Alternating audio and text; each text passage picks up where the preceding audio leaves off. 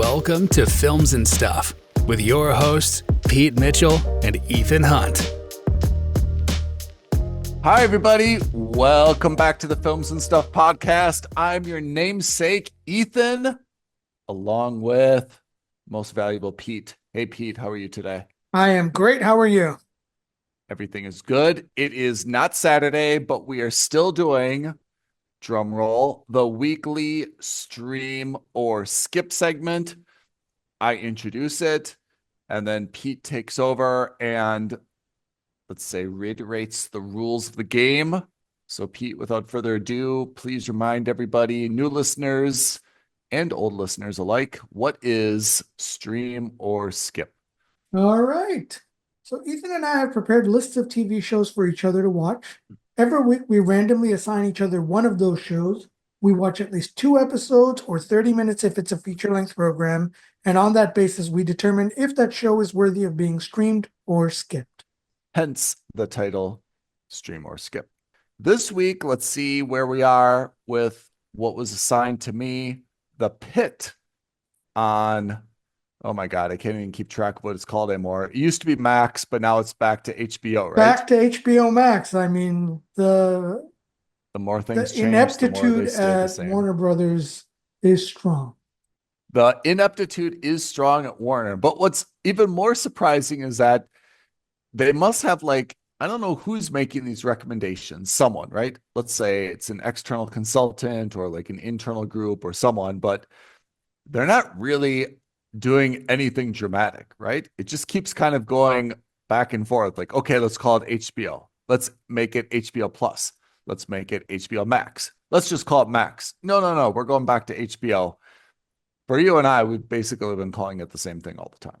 Yeah, I mean, it's HBO Max. It's stupid that they got rid of the name HBO because really that's the calling card. That is the calling card. And they had so many different services: HBO Go, HBO Now, HBO Max, Max Plus Squared. I don't know. It just cuts it. Yeah, I love the Max Plus Squared. In any case, on Max, I had something called The Pitt, and you thought that this was a hospital drama similar to 24, whereby like every episode is kind of like 1 hour in the day in the life of. Yeah, I thought it was a real-time show. I thought it was like 1 hour represented one actual hour. Nope, it is not. Oh. But anyway, that's just not the format. It is, I mean, it is what it is, right? So it's described on IMDb as the daily lives of healthcare professionals in a Pittsburgh hospital as they juggle personal crises, workplace politics, and the emotional toll of treating critically ill patients, revealing the resilience required in their noble calling. But when I look at the cover, it says 15 episodes, 15 hours, 1 shift. So it does kind of seem like that, but to be honest, when I was watching it, I was not getting that at all. Like, there's no countdown. Maybe I'm missing something like in the opening, but I'm honestly not getting that at all. So it is headlined by Noah Wyle. Noah Wyle, of course, was one of the longest standing members of ER. Yeah. I watched 2 episodes, and I have to say it's very meh. If you like hospital dramas, like if you loved ER or Chicago Hope or a more serious Doogie Howser or House MD, The Resident, which is on Netflix, this is a show for you. You'll love it. You know, it's got all the calling cards, all the hallmarks of, you know, a typical hospital drama. It's got, you know, the friendships, the relationships. It's got the young interns struggling. It's got all the right ingredients, to be honest. I can't say that it's actually missing anything. That is not particularly my drama. I'm not a doctor. I'm not in a healthcare profession.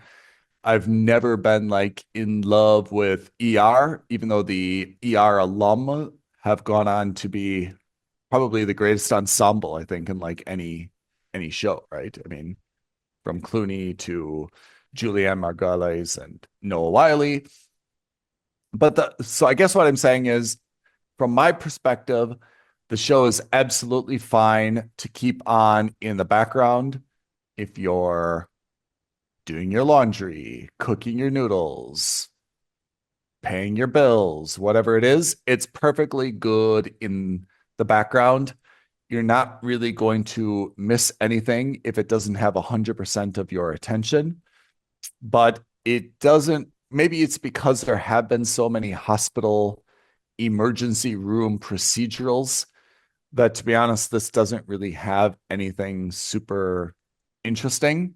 Like ER and like a lot of other shows, obviously it has I would say like a non-political take on a lot of contentious issue, whether it's like mental illness, elderly aging, drug use, addiction, things like that. Sure. It's not overly political, but obviously it does address those things in terms of the moral complexity of sorting out what is do the right thing, if you're a doctor. And of course, like a lot of these shows, Noah Wyle is the doctor that is brilliant and two steps ahead of everybody, but sometimes he's got an unconventional way of doing things, and that's supposed to be both charming and frustrating to hospital administrators. Not too much that I could say about this. I would say for me personally, this is a skip. In terms of the quality of the show, it's probably a mooch. But for me personally, this is a skip. I would never, unless someone, again, is a diehard ER fan, loved House, loved The Resident, can't get enough of this type of genre, I would say, okay, then this is a must subscribe or even a mooch for you. But for me personally, this is a skip. It just doesn't have anything really interesting that I couldn't watch in a different show. From a production point of view, I think the nice thing about a show like this is that it's probably going to age well, just like ER. I mean, I haven't watched ER in 20 years or more. I would imagine you can watch an episode of ER and maybe just because of the cameras used, you wouldn't think that it's 2025, but it probably wouldn't look like it's 30 years old. There's not a lot of, like, everyone's mostly in scrubs, right? Or just kind of shabby. So you can't really tell like what the fashion is at the time. No one's really on their phones, right? I mean, it's in an operating theater. So again, like technology isn't really so prominently featured, medical technology, even though it's advanced from a ER perspective or a surgical perspective, probably doesn't seem much different, now or then.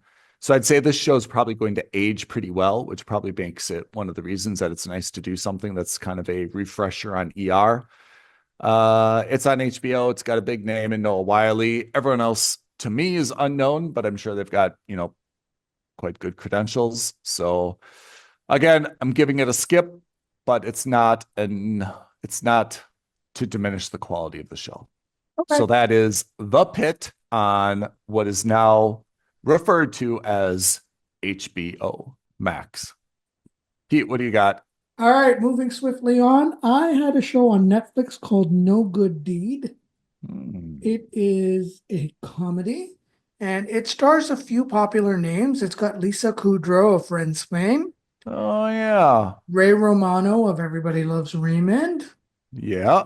Dennis Leary, Oh, wow. Abby Jacobson, Wow. Linda Cardellini. It's got some big hitters. The show is about Ray Romano and Lisa Kudrow are married, and they are trying to sell their house, and they're having marital problems because their oldest son died in that house during a burglary that went wrong. It's one of those marriages that seems everything like it's okay, but really it's obviously not. Dennis Leary plays Ray Romano's brother. He's kind of involved in the underworld, or as a criminal, he went to jail. He's just gotten out of jail.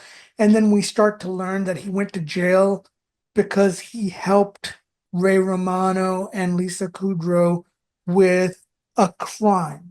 And the question is, what is that crime? And then we learn that maybe the son didn't die under normal circumstances, or under the circumstances under which he died maybe wasn't as mysterious as they make it out to be. And Oh, you slowly start uncovering that. And in the meantime, they're trying to sell the house because they think that, if they get away from the house, then any traces of the crime that may or may not have happened while they were there kind of gets swept under the rug, that kind of thing. But it's played off as like a dark comedy. oh, So it doesn't sound like a comedy. It sounds more like Nine Perfect Strangers kind of thing. kind of, but comedic in the sense that again, it's a dark comedy. Hmm. It's not meant to make you laugh, but at the same time, some of the situations are humorous. Okay. Long story short, Yeah. I didn't enjoy it. Oh. It didn't land for me. It didn't pull off the elements of humor. I don't think the chemistry between Ray Romano and Lucio Kudrow was great. I did like Dennis Leary's character. I did like his interactions with Ray Romano, his interactions with Yeah. Lisa Kudrow. But that third angle, I wasn't a big fan of. And then the other thing the show does is it introduces three other families who are all trying to buy that house. No. And so you have a lesbian couple who are just about to have a kid. You have a married couple who are having a kid. And then you have a celebrity from a soap opera who's got a gold digging wife who's run into some financial problems and he's buying the house. It's just you know what? You're right. It is a little bit like Nine Perfect Strangers that way. It's just Yeah. a hodgepodge of different characters. And of course, they're all connected somehow. And that somehow is that they're all trying to buy this house. Hmm. I have to say, Ray Romano, who I think has actually become like, I don't want to say he's a serious actor because he's always been a serious actor, but he started kind of as a comedian and we knew him from the sitcom Everyone Loves Raymond. But I feel like he's really kind of turned into a strong character actor, huh? Yeah, exactly. So anyway, you think this is a skip? It is. It didn't land for me. I didn't finish it, so I don't know how it ends. But I did see, I think three. No, I think I Hmm. saw four, maybe five episodes. And just by the end of it, I was like, all right, I can't continue this. Yeah. And I was on a flight, so I was like as captive as you could get me. I just couldn't do it. Oh yeah. All right. So that's No Good Deed. Nothing good to say about it on Netflix. Okay. What do we have next week? I feel like next week's not bad. All right, so next week you're on Netflix. You're watching a show called Griselda. Damn right. And I am on Apple TV watching a show called Disclaimer. Pete, before we sign off, I think we've got to talk about something really, really important. And to be honest, Streamer Skip today was a little bit like the appetizer. And now we're kind of getting to the main course, right? Absolutely. Let's do it. The Last of Us season 2 finale just dropped, and we've watched all 7 episodes of season 2, right? Yes, we have. Pete, you played both the Last of Us games, right? The first and the second one. I did, yes. So you knew it very well even before the series dropped. I had never heard of this before, but I knew it was a big deal. So I think we've watched it through different eyes, which is, again, good benefit of the Films and Stuff podcast. Where were you at the end of season 1? Let's just recap. How did you feel about this at the end of season 1? I thought it was fantastic. Okay. I'm going to divide my score or my assessment in two. I loved it as a television artwork. I thought it was extraordinarily well done. I thought the cast was great. I thought the story was great. I thought the writing, the dialogue, the pacing, I give it A+. Did I really enjoy watching it? I would say like the story for me was just kind of meh. Like it started kind of as a zombie story, which I thought started way too fast and escalated way too quickly. And then it turned into more of a drama. And I just didn't love the story, although I recognized it was, look, it's not like they're following the script of the game, but I thought it was extraordinarily well made, but it wasn't like, oh my God, I can't wait to see what happens in season 2. It was like, that was very well done. Happy I spent time on it. Not going to miss it if it doesn't come back for 3 years. You know, it wasn't like the Targaryens or, you know, like something that I'm just Umbrella Academy, something that I'm just chomping to see the next season. Right. So that's where I was before season 2. Season 2 came at 7 episodes. You watched it. What are your thoughts now as someone who played the game after season 2? So again, what they've done was, like they did for season 1, the TV series followed the video game reasonably well. Mm-hmm. They've made a few creative choices, and I think on average, the creative choices that they made were appropriate. But for some reason, and actually not for some reason, I think it's the same reason I didn't like the second game as much as I liked the first game. I think that actually hurt the second series of the TV show. Because I really disliked the second game. Really? What did you not like about the game? You don't like the characters? You don't like the action? Like, what didn't you like about the game? So the gameplay itself was absolutely fine. There's nothing wrong with the gameplay. I thought that was good. Yeah. I didn't like the story. I thought this was a narrative-driven thing. I didn't like how they did the story. And that's obviously a big reflection of why I didn't like season 2. Okay. I feel actually I feel mostly the same way, although I didn't have the benefit of playing the game. Once again, if there are awards, for television series, I know there are, but I think this should win every award. I think the casting is great. I think the acting is great. I think the dialogue is great. I think the set design is great. I think it's got fantastic story. It intersperses the backstory. It's very well justified. Honestly, if these folks would write, if they would have written, episodes 7, 8, 9 of Star Wars, I think that they would be a much more cohesive Star Wars third trilogy. But I don't really like the show. And I don't like the show. One, it's not about cordyceps anymore. It's not about zombies anymore, which I'm happy. It's somewhere between let's just say a love story and some type of father-daughter story and a revenge story. And I have to say, to be honest, everyone is really repugnant to me. Yeah. Like I really, I don't consider myself like the beacon of morality who's having, this podcast with you just so I can like thump my Bible and tell everyone what's right or wrong, and just take like this morally superior position. But the whole reason for this episode or for this season is Bella, who's played fantastically, by the way. I cannot say anything bad about her as an actress or actor. She's playing fantastic, but Bella is awful. She's got obviously some charisma. She has a lot of charisma as a character, but like if you think about, when I think about what this is all about, at the end of season 1, Joel did something horribly, horribly selfish, right? He chose, instead of trying to find a cure for this disease that was just eating up humanity, he decided that he needed to go back in his psyche and protect the daughter that he couldn't protect. And he chose not just to protect Bella, but he chose to kill everyone who was, to be honest, entirely innocent, right? Fireflies, doctors, nurses, everybody. He just decimated that hospital. Yes, all the guards were inept, and yes, it's just unrealistic that he could have done this on his own, but he did.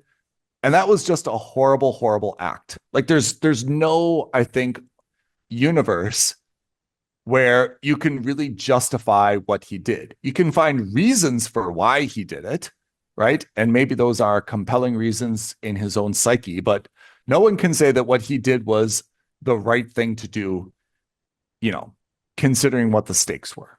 And then in season 2, we see that, this is just about revenge from Abby, right? And Abby's father, we got a great backstory. We find out why Abby, is so upset, not just because her friends, other Fireflies died, but because her father, a doctor, who is entirely innocent, right, was killed. Basically executed by Joel.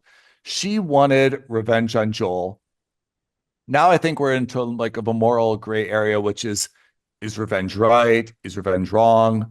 Let's say it's wrong, but she's got a legitimate kind of eye for eye reason in doing what she does. She doesn't wipe out everybody. She says, look, you're the person to do it. I'm going to kill you only. Bella gets involved. She sees it. Bella's life is spared. Stupid strategic decision. I think we've seen enough shows to know that. And then Bella's all about revenge, which is the second part of season 2. And Bella's revenge to me is, again, in a way justified because she lost the person that she cares about. But Bella knows why Abby needed to get her revenge. So Bella's revenge seems particularly selfish as well, right? Mm-hmm. So I guess I'm just stuck by the repugnancy of, in the greater context of humanity trying to survive, all these like different factions of humans are finding reasons to fight and kill each other, right? Much like the Scars and the Wolves in Seattle. We're seeing more humans are trying to find reasons to eliminate each other. Cordyceps and the zombies don't even like really make an appearance, but for maybe 1 or 2 episodes, you know? So I found the whole thing kind of repugnant, and I just couldn't really get behind enjoying the series, even though every episode I didn't want to look away because the story and the way that the story is done is very compelling to me. So I'll push back. I think the writing has been a huge downgrade, or maybe not a huge, maybe I'm being overly critical, but I think the writing has been relatively less good than last season. The issue I've also got is that they took one of the diverging aspects in the game was that Bella Ramsey's character, Ellie, is all about rage that drives her in the story, in the game. Right. And in the TV show, you see a bit of that, but you also see like these moments of, I don't want to call it levity, but like moments of lightheartedness, right? Like she finds out Dina is pregnant. One of the stupidest lines I've ever heard anyone say, I'm going to be a dad. Okay, which I thought was an absolutely insanely stupid thing to say. Yeah. And then the second thing is like, you're supposed, like in the game, that was also a moment, and okay, you bear with me, I haven't played the game in years, but if I remember correctly, like that was when she finds out that Dina is pregnant, like it only drives her rage even more, right? And in this, she's kind of not like that. And then she's so flippant about Jesse. I don't know. The whole thing didn't make good sense to me. And again, this is probably why I also didn't like the game. I think there was a lot of problems I had with the game. And before I get added by everyone else, look, there was a lot of controversy around the game. And a lot of it had to do with the character's sexuality, the character's gender identity, all of those different things. This has nothing to do with any of that. I couldn't care less about them being lesbians, about anyone identifying however they want to identify. It doesn't make a difference to me. Again, the game on its own, if you looked at just the gameplay, was very good. Yeah. But if you looked at the story, like the story itself, I didn't like it. I wasn't a big fan of it. And I think the show suffers for it because if you look at it, one of the things that was also the best thing about season 1 was the interplay between Pedro Pascal and Bella Ramsey. Yeah. And by killing Pedro Pascal in the second episode, like you lost a lot of that chemistry. And with all due respect to everybody else, no one has that chemistry on the TV show.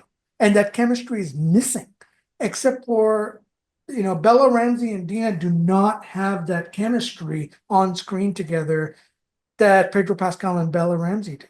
So I think a few things. I mean, one, I agree. I think that Pedro Pascal and Bella Ramsey had just the magical chemistry that you dream of when you try to put two actors together, right? Yeah. I have to say, I kind of feel maybe it's not that level of chemistry because the bar is like impossibly high, right? It's at the pinnacle of height. But I thought that Dina and Bella actually, like, I can see their relationship, right? I mean, it kind of started off as a little bit friendly. Like, I have to say, of all the problems I have, I don't really have their relationship as a problem. I think that, again, it's not the same level of chemistry that we saw with Pedro Pascal, but it's still, for me, a believable level. I know that you're disappointed that Pedro Pascal died. I mean, I understand from the game that he was killed off, and that I think that's a natural part of the show. And I have to say, like, sometimes less is more. That, his death, even though they've had a number of flashbacks and have kind of brought him back, especially in like episode 6, I think it was. Yeah. Like, it hasn't been such a huge void. And frankly, that relationship has kind of gone, I thought, as far as it could. Like, it's ended, every relationship ends, and you just hope it ends in a really, really good place. And I think that it ended in such a good place that it's natural as fans that we kind of want more of that. Like, we're addicts when it comes to that. But realistically, it would never meet the level again. So I'm kind of happy that it ended. Now the show can kind of like progress. The But big it didn't end on a cliffhanger. good place, right? That was the problem. I think and that's probably the biggest problem I had with it, is that it doesn't end on a good place. What do you mean? In the sense that Ellie and Joel have that huge friction. She tries to forgive him, but she never gets a chance to, or he never gets a chance to redeem himself because he dies the next day. Okay, so maybe what I mean is, according to the narrative of the story, that's correct. According to the sequence of the episodes, I think that's not correct, because based on episode 6, we kind of have that nice backstory that shows like how tight they were and kind of like reframes their relationship. So I thought, Absolutely. But then it yeah, ends horribly, right? yeah, Like, even at the end of that yes, episode, it ends chronologically, yeah, horrendously badly, yeah. because the last thing we see is that, first of She, all, he lies she to rats him her, out. which, by the way, Yeah, doesn't happen in the game. That was one of the big departure points, right? So in the show, he shoots the psychotherapist's husband, oh, right? And in the game, he dies naturally, if I oh, remember I didn't know that. correctly. Okay. So he's now framed as a liar in front Hmm. of Ellie for the second time. And the second thing is that she has that massive confrontation with him, right? And that was the last real interaction between them before Hmm. he's killed the next day. Hmm. What do you think? So let me ask, we're going to have spoiler alerts, right? So at the last thing we see is Abby shows up, points the gun at Bella or Ellie, and the screen goes black, soprano style, and you hear the gun go off. Yeah. Is the implication, I've read on this online, I'm not sure what it is the implication that Ellie dies, or is the implication that Dina or someone shoots Abby? I'm not going to tell you because, surprise, surprise, season 3. Do you know? I assume this will be just like the video game. And then we saw at the very end, we see that we go back in time, You saw and Abby now day we see one. Seattle day 1, and it's Hmm. clearly going to be Abby's story. Okay, so then Ellie does die. Maybe, maybe not. Look at you holding in the look I at am you. only because this is a different kind of spoiler, right? We don't know if they're going to change it based on the game or not. So I don't want Okay. to say, especially because you haven't you haven't played the game. All right. So we know what's in the game, but we don't know if it's going to be true to the game, basically. Correct. Correct. To be fair, it's going to be new to me as well. Okay. What's your rating of season 1, season 2, and overall?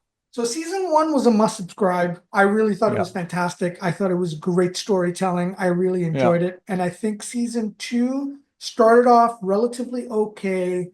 And then the 3rd episode and the 4th episode, I saw those. I was so disappointed because of the lack of chemistry. And again, this is a reflection not on the show. technically it's a great show. Mhm. Acting, great show. Mostly the writing is okay. I don't think it's great, but everything else not so bad. I think if you look at it on the technical aspects, it's like a strong must subscribe. A strong remove someone's password, or at least a must subscribe again. Me personally, because I didn't like the game, and because I thought, and because it's reflected like that on the show, I almost made it a skip. But then you convinced me to watch the rest of the episodes. I'd actually You're welcome. stopped. Yeah. And then again, episode 6 with the flashback with Joel was such a strong high point again that I was like, all right, you know what? Yeah. It's a mooch someone's password. Yeah. I would say, I mean, I'm gonna weasel my way out of this, but eventually I'll be fair about it. But like, if it was some of my more entertainment minded friends, let's say someone like you or someone that like really appreciated like the art of, like television entertainment, I would say it's a must subscribe, because I think that technically it's just done perfectly. Like I said, if they would have used the same pacing and attention to backstory for like Star Wars episodes 7, 8, 9, I think we would be in a much better place for everyone. And we didn't. And that was obviously one of our big issues about Star Wars. And let's not go down that path because we'll be here for 5 hours. But if it were just one of my normal friends, kind of my beer drinking, sports watching, like more casual observers, I would give this a skip. I'd be like to my buddy, Yeah. like, you won't like it. You're not going to appreciate the pacing. You're not going to appreciate the backstory. You're not going to appreciate the attention to the set design is fantastic, by the way. Like, Yeah, it's absolutely. unbelievable. Like, you're not with no, okay, there's some CGI, but like a lot of it is not. I would say like, you're not going to appreciate that, but you're not going to like the story. It's a skip. What I think in real life for me, and for like, if I'm giving it a grade, is I would say it's a mooch. I just don't think the story is enjoyable enough or timeless enough to be a must subscribe. And must subscribes obviously have a very, very high bar, but I don't think this is a skip. I think it's very, very, very good entertainment that's just done in a way that's adjacent to what you and I like or want to see. But I Yeah. think that on the technical merits, if it won every single Emmy, I would not at all complain or think that that was unusual. I think Yeah. every single aspect of it is honestly among the best shows that I've seen. I can't say anything bad about it. I know that you're a little bit down on the dialogue, but just as a story, like just as true entertainment, for example, compared to Three Body Problem, which I'm just thinking of now, right? I would absolutely watch Three Body Problem right now, all of season 1, without question. I would put down what I'm doing. If someone's like, "Hey, I never watched Three Body Problem," I'd be like, "What? Let's watch it right now." And now that I think about it, I'm like, I can't wait until the next season of Three Body Problem. Whereas someone wanted to watch The Last of Us season again, I'd be like, nah, that's the Yeah. difference, I think. I think you can also get that in terms of genre. Zombies not my thing, generally No, speaking. not a zombie show though. Yeah, but that's my point. It's that Yeah, it stopped becoming more about the zombies, as you rightly yeah, pointed out. I yeah, think this season has been much more about emotional well-being in some yeah. ways, right? About how you're coping with regret and The divisiveness of humanity. Yeah, I yeah, mean, I agree. Like what you think is everyone is just so consumed by revenge. yeah, They've lost sight of the fact that, as far as I could tell, society is entirely broken. yeah, I mean, and these shows obviously gloss over the day-to-day stuff. Everyone is focused on revenge. Maybe they all know that they're going to die like any given day, and that's just their only thing that they've got to do. But the day-to-day survival just seems to be entirely ignored, you know?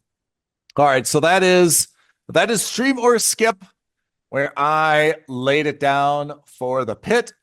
Pete laid it down for the dark, not so comedy No Good Deed. Next week, I've got Griselda on Netflix. Pete's got Disclaimer on Apple TV Plus, and we gave it our all for The Last of Us.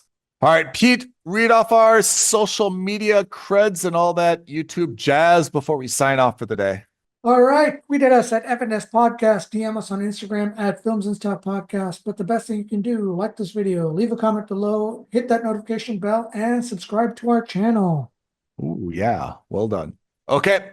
Pete, thank you for joining today. Listeners, thanks for listening in. Looking forward to your feedback, and we will see you next week, next episode, Films and Stuff Podcast. Thanks, everyone. Thanks, everyone. Thanks, Ethan. Thank you for listening to another episode of Films and Stuff. If you haven't already, please subscribe and review on Apple Podcasts, Spotify, or wherever podcasts are downloaded. Films and Stuff. There is no substitute.